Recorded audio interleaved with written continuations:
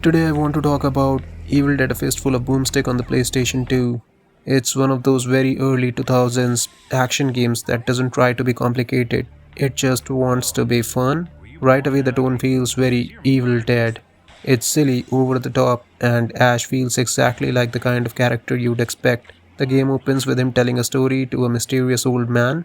According to Ash, everything started when he was sitting in his favorite bar one night. When the TV starts broadcasting a show about the occult, where a professor is talking about translating the Necronomicon, and of course, things immediately go wrong.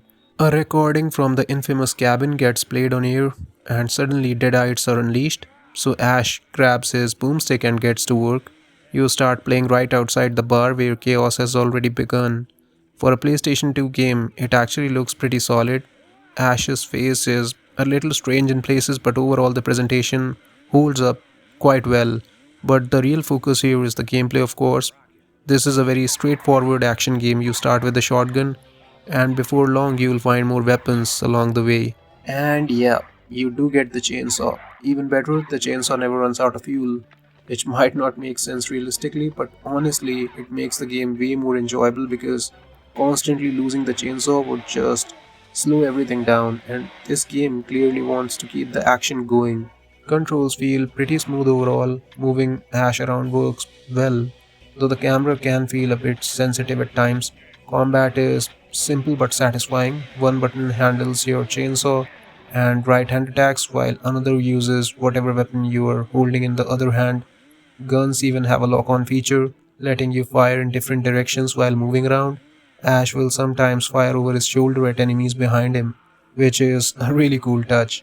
Moments like that make the combat feel kind of dynamic. Now, to be fair, the gameplay definitely shows its age at times. Once you start attacking, it can be difficult to reposition quickly, so enemies can basically sneak up behind you. But even with that, it's still fun in that chaotic early 2000s action game kind of way. Each level is a fairly large area where you explore, talk to different characters, and complete objectives, all while dealing with waves of deadites constantly attacking you. The game can throw a lot of enemies on screen at once, and it definitely feels like it. They love to swarm you. One small thing though, the enemies behave more like your regular zombies than the crazier deadites from the movies. But for the sake of gameplay, it works fine. And of course, Ash has his classic one-liners. There's even a button dedicated to triggering them.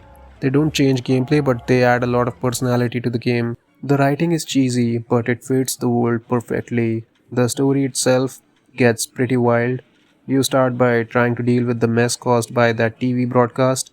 This leads to closing strange demonic vortexes around town, searching for clues connected to the Necronomicon, and eventually uncovering a much bigger problem behind everything.